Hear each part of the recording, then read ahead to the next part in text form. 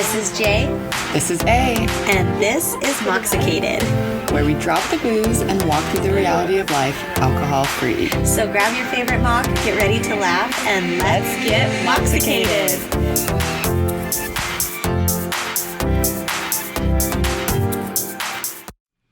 Hello, and welcome back to your most favorite podcast ever.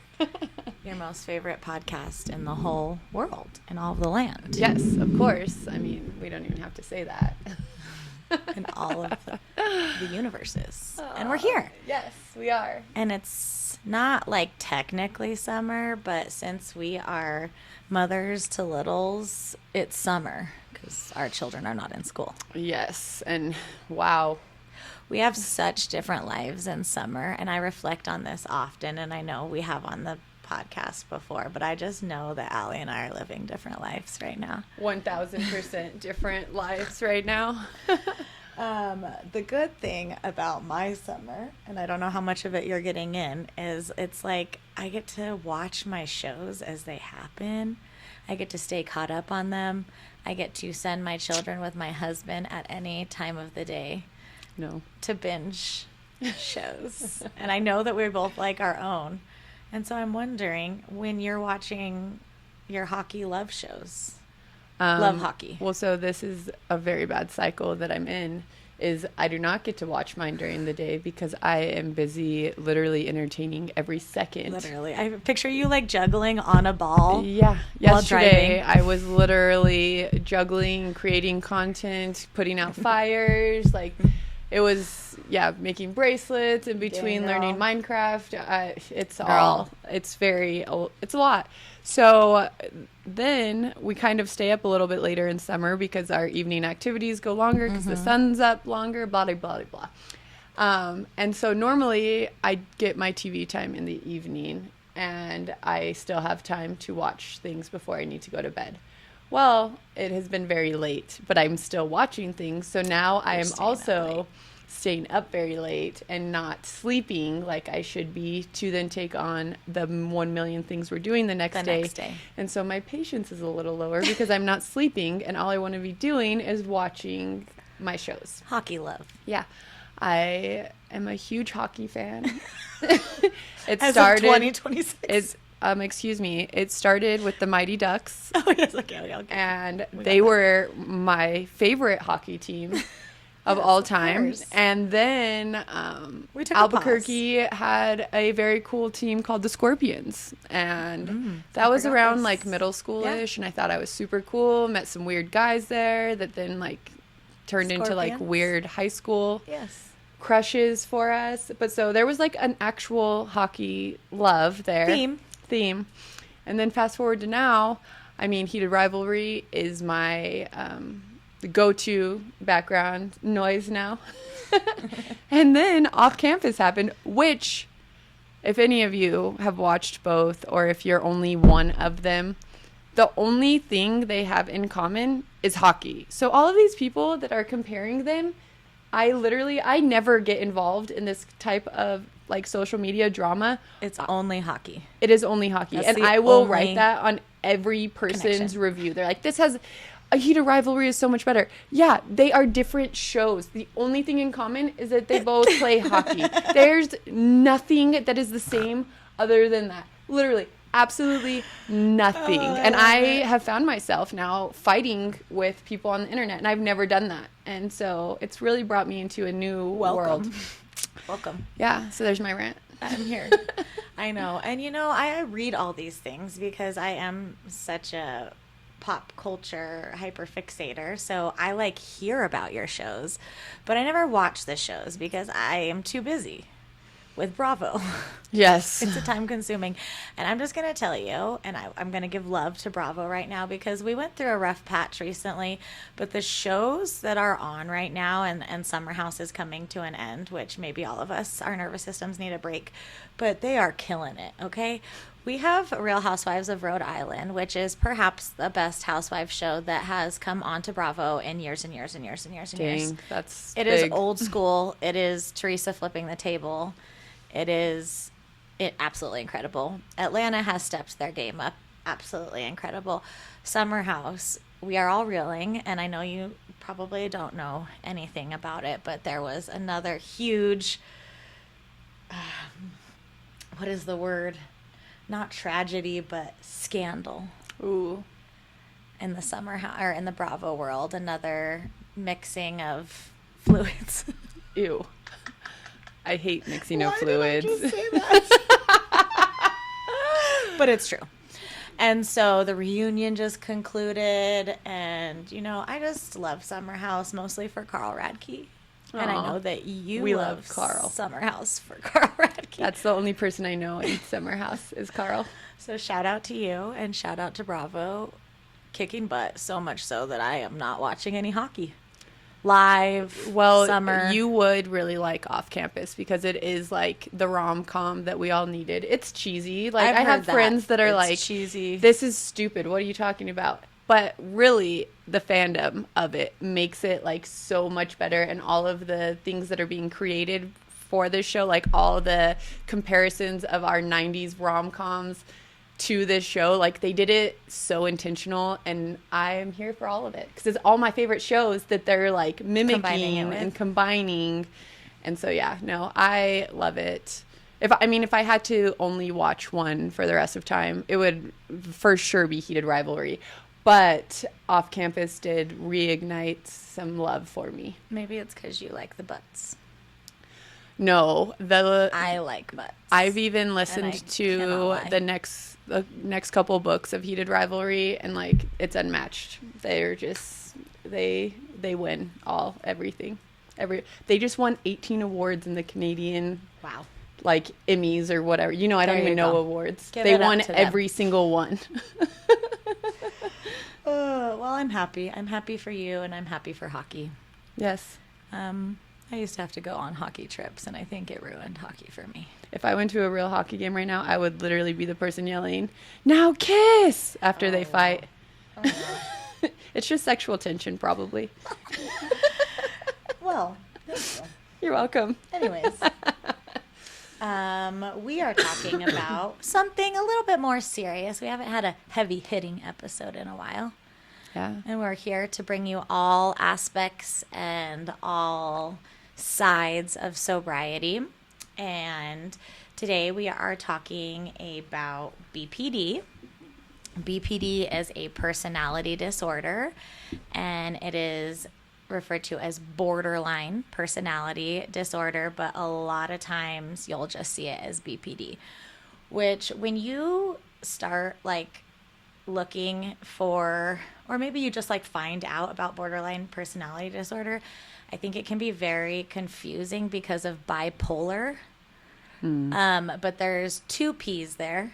Bipolar personality disorder. So I believe it's BPPD, but I am not a diagnostician or a scientist.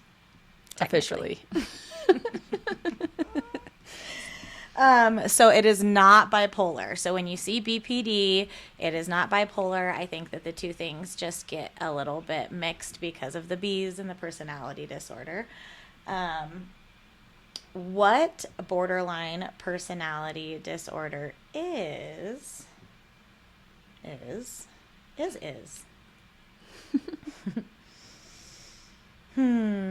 It's a mental health disorder characterized by difficulty regulating emotions, unstable self-image, fear of abandonment, impulsivity, intense interpersonal relationships. This is all from the National Institute of Mental Health. It affects how someone experiences emotion. It's not their character. So that is a very important distinction.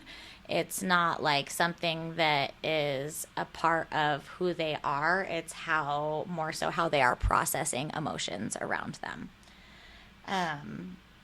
Common symptoms of BPD are intense fear of abandonment, emotional shifts, chronic feelings of emptiness, impulsivity, identity confusion, intense anger, self-harm or suicidal thoughts, disassociation during stress, and relationship instability. the thing about BPD that I think is very interesting is when it was first brought to my attention, probably like 2 months ago, I hadn't really ever heard of it like before. Have you? Yes. And it was interesting because the couple people that I did talk to after I had heard about it, heard very, very extreme things about it, like almost scary versions of stories that they were saying. This person had this, and this is the story that they had. But when you look into BPD, it is the most common personality disorder. Yes. And so that is in a clinical setting, and it is also probably the most missed. It's misdiagnosed or underdiagnosed more than half of the time. Wow. And so BPD is a lot more common than people think, and it's a lot more common than the extreme stories and stuff that are sometimes heard. And so that is something that I want to start off by making sure that we say that this is a super common personality disorder. More common than bipolar, more common than all the other personality disorders. It affects 2 to 4% of the general population. Wow. This is always the statistic that pisses us off. Ugh. BPD is 3 times more common in women than men.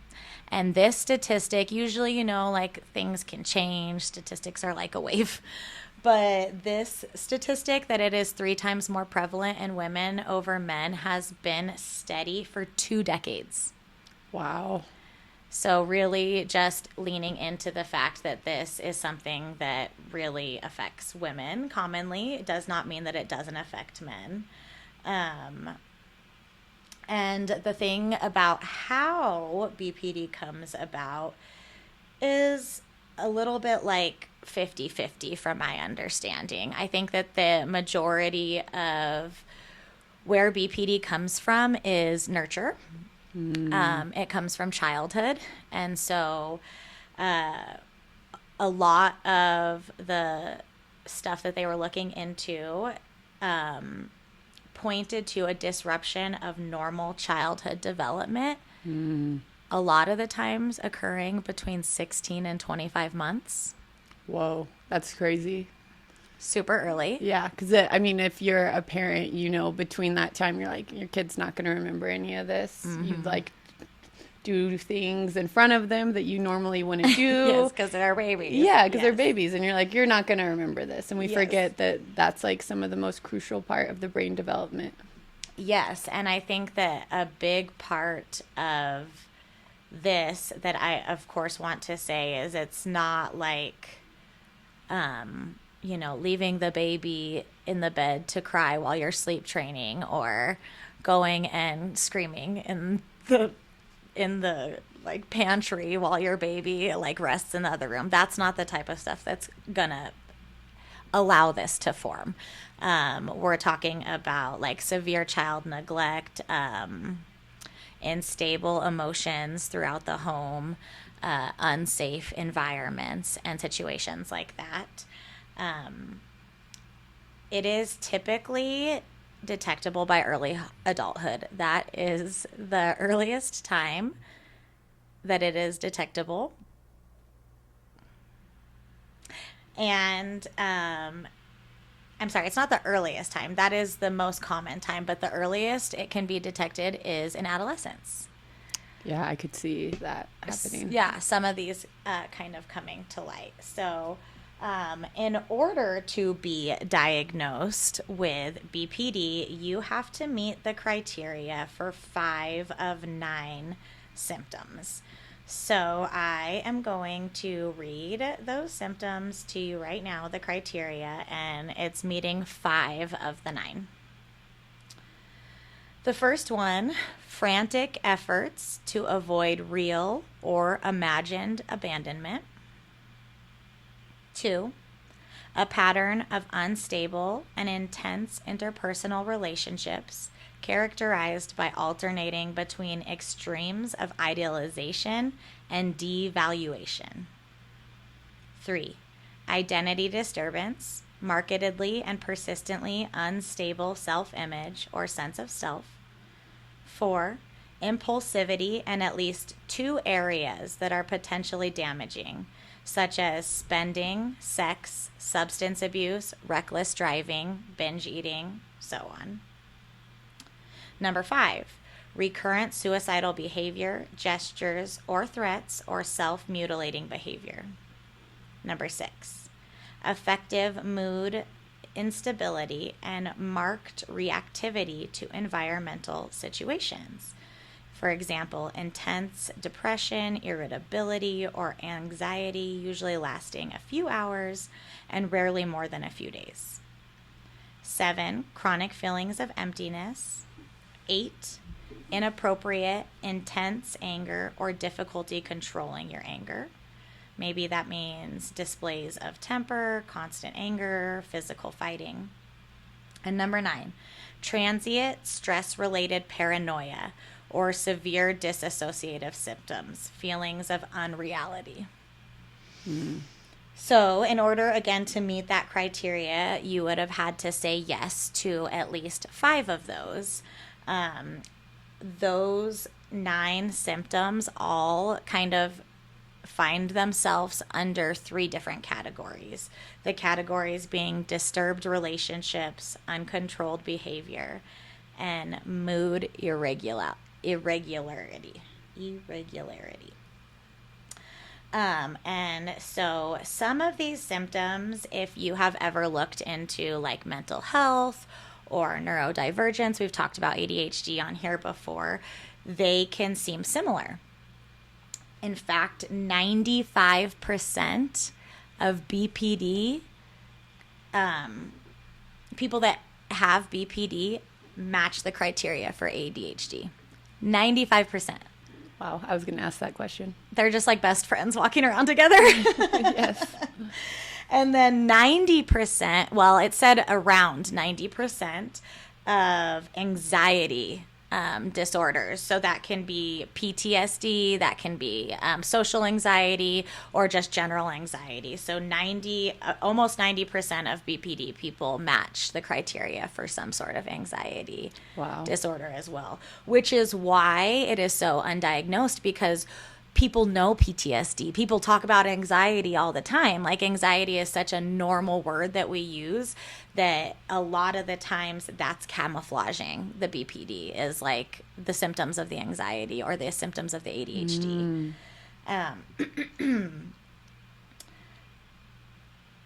It is really highly linked with a lot of other physical or psychological illnesses. And a lot of the times they can overlap, which again is why there is misdiagnoses.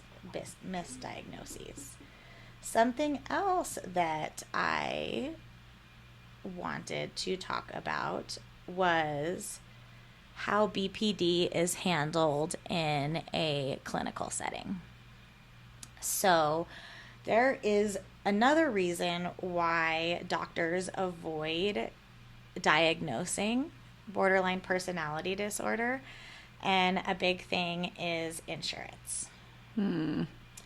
So managed care companies can sometimes discourage continued therapy for personality disorders because they think that the treatment is too expensive and too long, basically thinking that like there's no help for this person.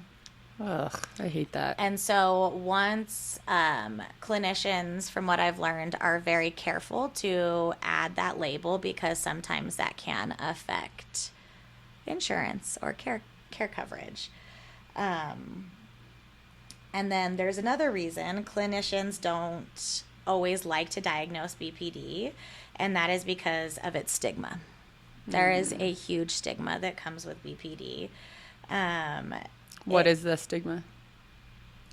Well, the stigma in a health setting is people with BPD are overly demanding. They need constant attention. They want frequent phone calls. Okay. When disappointed, rage can be difficult to tolerate. There can be suicidal threats.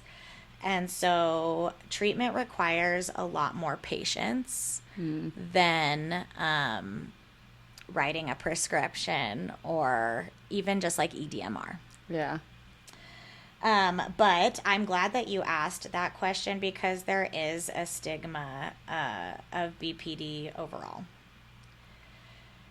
When people have BPD, most of the time they are labeled as such: difficult, dramatic, toxic, manipulative, or crazy. I hate all those words. And the reason that it breaks my heart, because in reality, many are experiencing profound emotional suffering when this is happening and huge fear of rejection. And the reason that I have been researching all of this and just hearing about this is because I was recently diagnosed with BPD. And it is something that after looking into it, I know I've had my entire life. I think you, as my best friend, after talking about it and looking at it, can point to, since you've known me, times where my symptoms were active and present. And this was such a left field thing for me that I did not see coming. I am on my ADHD autism train, trying to figure out my diagnostics, my son's, what, I can do to help where I'm currently at. And in my therapy session, my therapist, who I love with all my heart, was like, let's go through a list of symptoms. And I was like, as a Scorpio, I was already giving her a side eye. I'm like, what are you talking about? And so she started naming them. And at first, I didn't even want to say yes, because I was going to be like, what are you trying to say? And I couldn't help it. I marked 7 of the 9. One of the ones I didn't mark, every other person in my life said they would mark it if it was me. I think I have a hard time marking it, and that's the suicidal ideation one, because I just haven't ever considered that to be myself. But all of the other ones were so strong that I started crying before she even told me what it was, because I knew whatever it was I had. And so then when she told me, it was hard too, but in all of my things that I am finding out about my mental health and my brain and my body, when I get answers to stuff, it makes me feel so much better. The book that I got a lot of this information from is called Sometimes I Act Crazy. And that was the first book that I felt like I could buy, because my entire life I've been called crazy. My entire life. By everybody. By my family. By people that don't know me. And I have felt so such a grievance with that, because of kind of what I said earlier. To me, it was such a huge emotional thing that I was experiencing that needed love, that needed help. And to everybody else, it was crazy. And oh my God, what is wrong with Jessie? Jessie is so crazy. And so, people say it so much that you kind of just start believing it yourself. And to be able to realize where this comes from, takes that label away almost instantaneously. Well, and two, that word, I personally know, coming from a family with mental illness as well, that word is so triggering to so many people, and it's just thrown around so loosely. Yeah. And it's people don't realize it's not like they're calling you a bitch, and it's the word crazy, but it's well, no, if there's really family members underlying, and different things like that, that word in itself is the worst. It really is. Usually when people say it, they're not saying it ooh, that was crazy. And to me, I can see the recoiling. The difference. And maybe it's like taking me back to childhood when it was said to me over and over again, but it's like, ugh, like the pushing back, like, it's crazy. Like, you're like like physically disgusted or like perturbed by the person. And, you know, the symptom for me that, and I know that you can agree with this, Al, that stood out the most for me, which helped me know that I do have BPD aside from my ADHD and my autism, is my like going to huge extremes to not be abandoned. I have jumped on cars. I have jumped out of cars. I have stood in front of cars. I have ran into roads. I have done absolutely everything. And like, it like breaks my soul. Like, I have done absolutely everything a person can physically do to not be abandoned. While being abandoned. While being abandoned, you know, when I like think back to like my first boyfriend and who cheated on me all the time, but this was before that, so I can't imagine how much more that added to this, that he was a lot older than me. He was 2 years older than me in high school, and I would like walk by his class just to like make sure he was there, just to like look at him. And to me, it like satisfied something in me. Like it made me feel better. And the way that people called me crazy for that, which it is obviously, you know, like I'm wandering the halls looking in, but instead of ever anybody like asking why, or even me asking why, or getting support from anyone in that moment, it was just like from the jump of my romantic relationships, I did everything I could to not be abandoned. And I, to your point, still got abandoned every single time. Yeah. And I mean, not to like speak for you, but I mean, sexually, physically, emotionally, like mark every box with these partners to try to keep them around, like everything. Yeah. When we would, as your best friend, just like beg you, be like, come on, please, you know. And yeah, it was not like, it wasn't a choice for you. No. It never seemed like a choice. And I would always be like, please, let's just leave. And it's like, no, like it hurt if she did not put eyes on him. Yeah. You know, like it was not just like a person being crazy. It was like a need. And until that need was met, it wasn't going to end until that. I couldn't let go. Yes. And it's like with ADHD, that would be my hyperfixation. So my relationship was my hyperfixation, and any sign of abandonment that I would get from it, like immediately sent me into panic mode. And I think for my first relationship, where I was cheated on and betrayed so badly, where, you know, you love the most open you ever love the first time you love.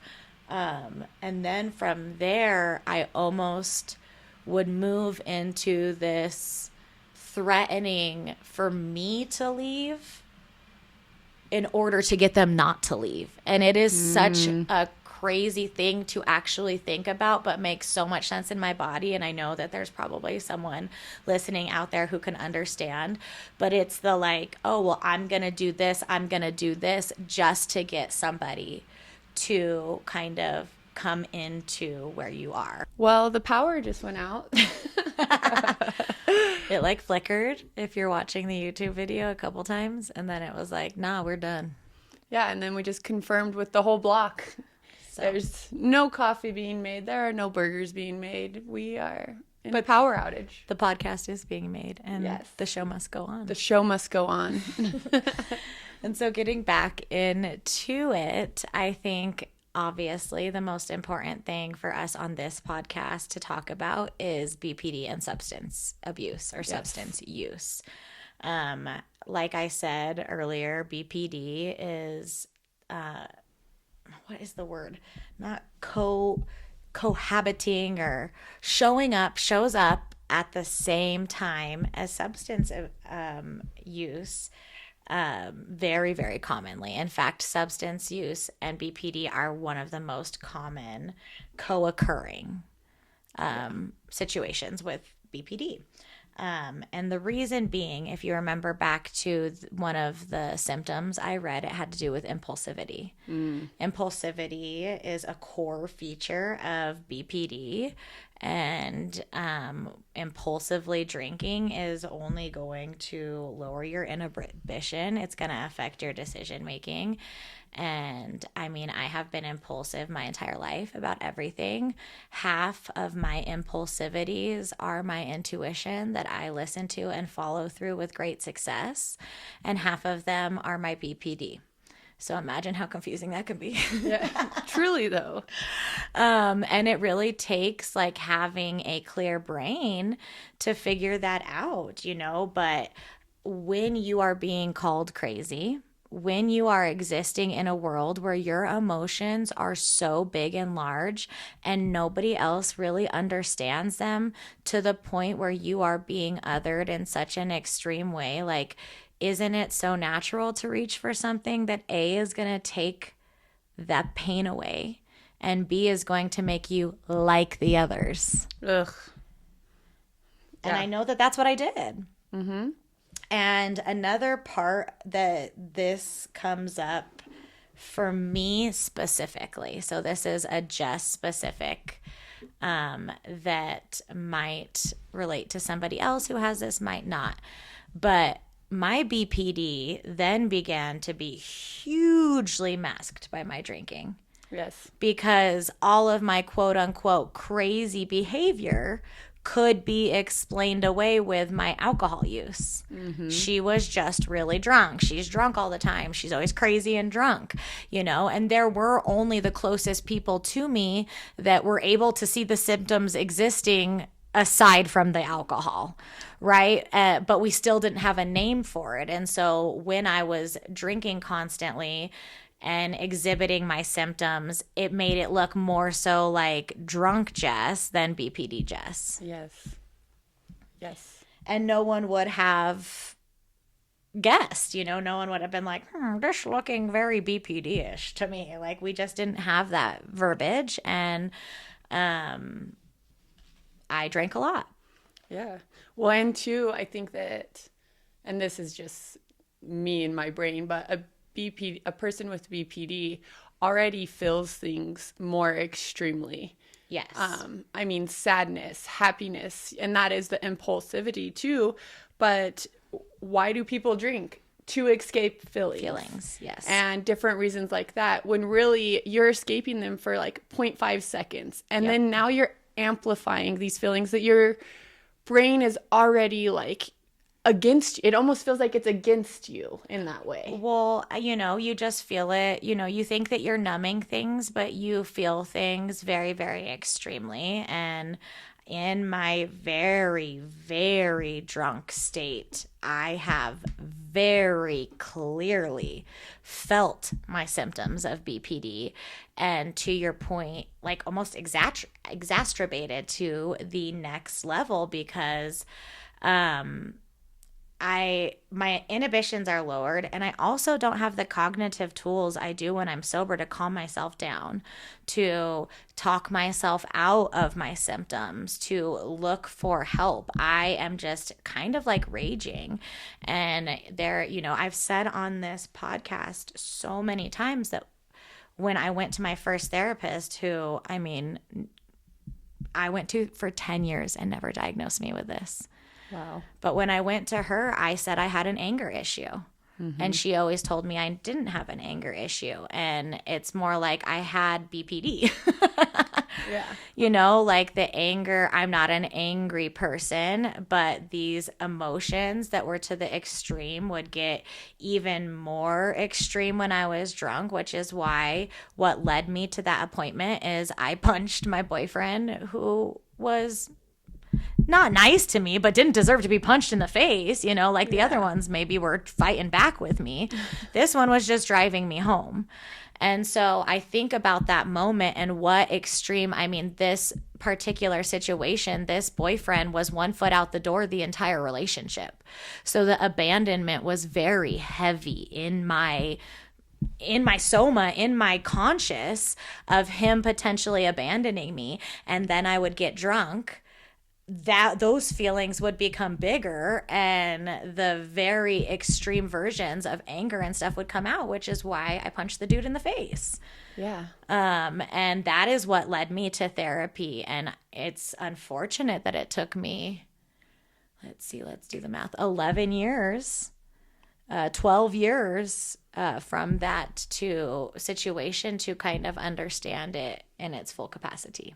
And to find a therapist that is willing to diagnose you with it. Yeah, well, and something that she had told me, which again points back to my first, and this is such a good lesson in like therapists, and that sometimes you can find one, and just because they're great doesn't mean that they're giving you everything that maybe you're needing.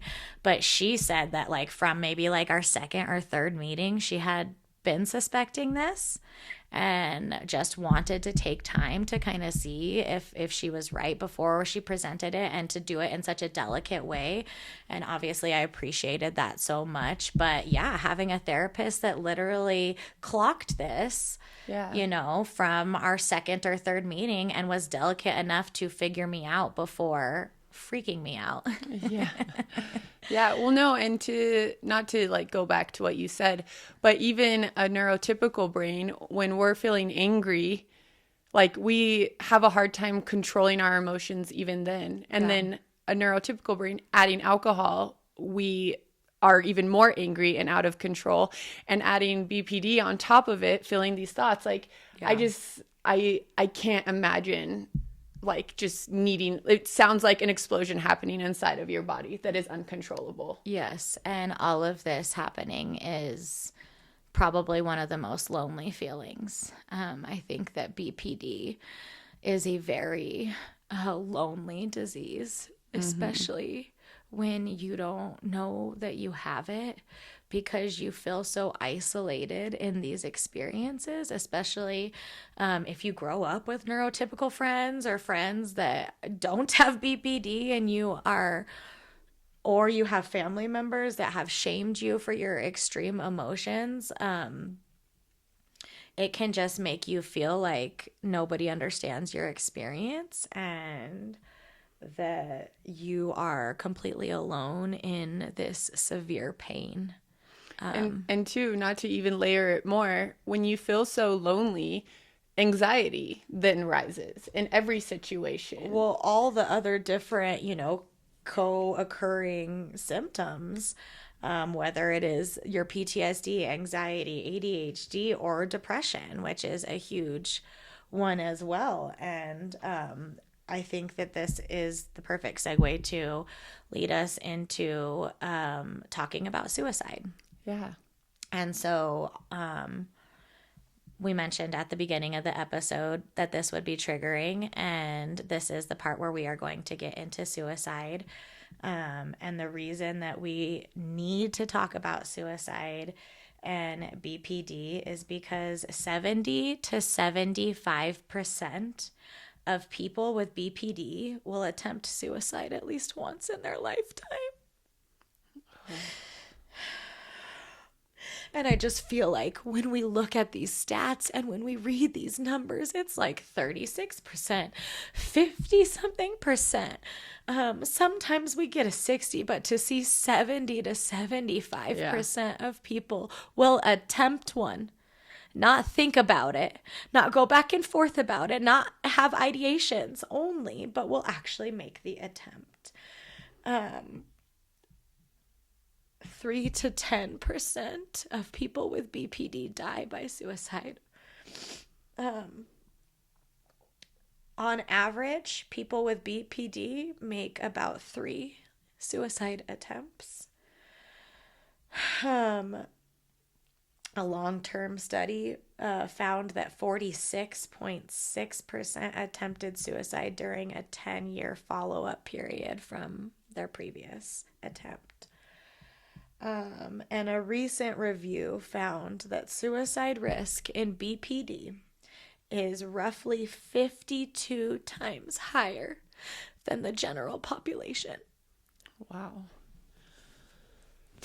It just makes me so sad, because you walk around, you know, this world and you know that people are feeling sad and experiencing such lows that they make this decision. But to know that there are people that are 52% times higher to make that decision just because of how they are. It reframes suicide. Yes. In this much needed way. Mm-hmm. And I think about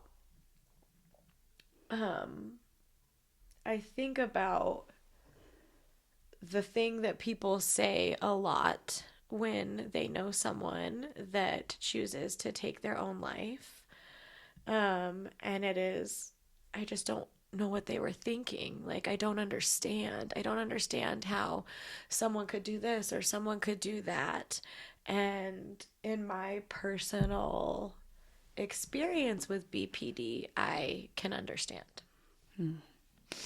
The reason that I can understand points back to that feeling of loneliness of when you get to that point of such isolation from the general population, such othering from even your own community, especially if it was done by your family, always feeling crazy.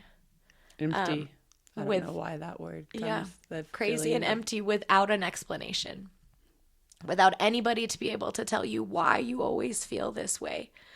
It is such a low existence, and there has been points where I've thought, like, I just want an easier life.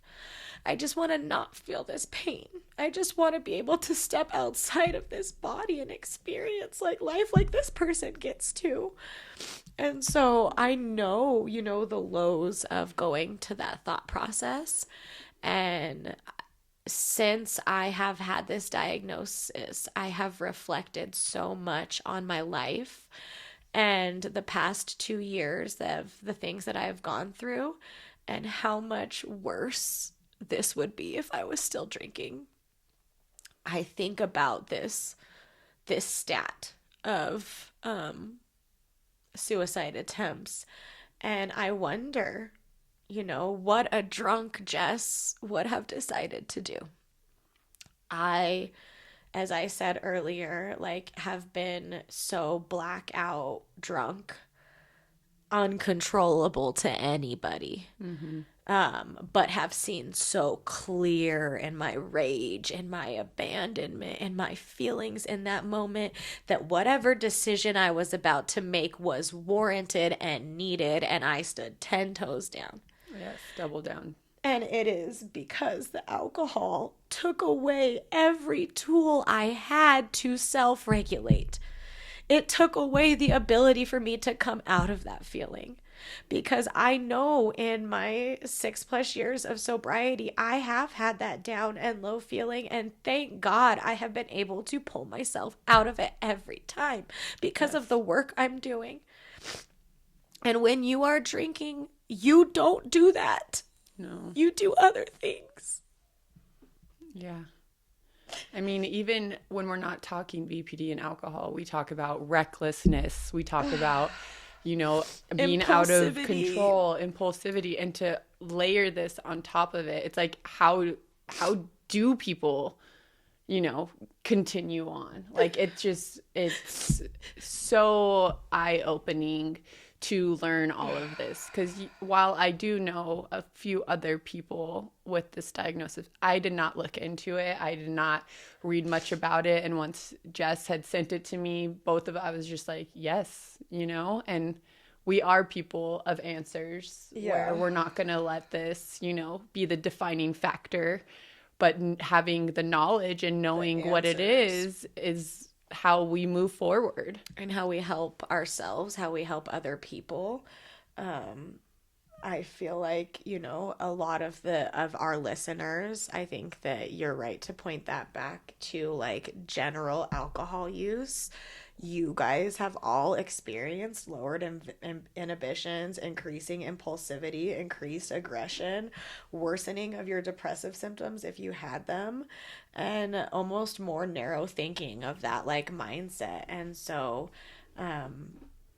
adding in this huge personality disorder, this way of absorbing emotions on top of alcohol, is the perfect disaster. I wish I would have known this sooner.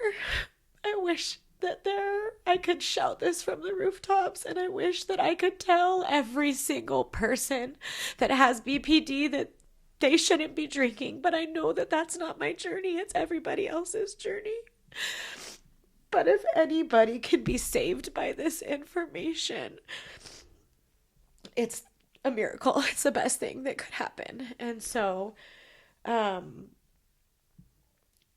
just want to give love to the people that maybe are hearing about this for the first time and saying, holy shit, this is really like hitting home. I want to give love to the people that have experience in this themselves.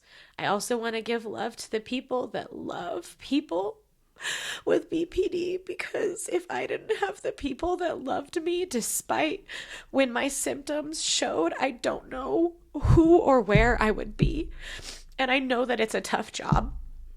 I know that it's a really hard job to love somebody with BPD, so you guys are incredible humans. And I just encourage everybody to kind of dive in more to this subject if you feel called. If you've experienced loss of a loved one because of something similar to this, hopefully you are able to feel some love and some light in this moment, maybe a little bit more clarity. And we just thank you so much for always tuning in for the good and for the hard, and for supporting us and loving yourselves enough to choose the right path for yourselves. We love you, babes. Talk soon.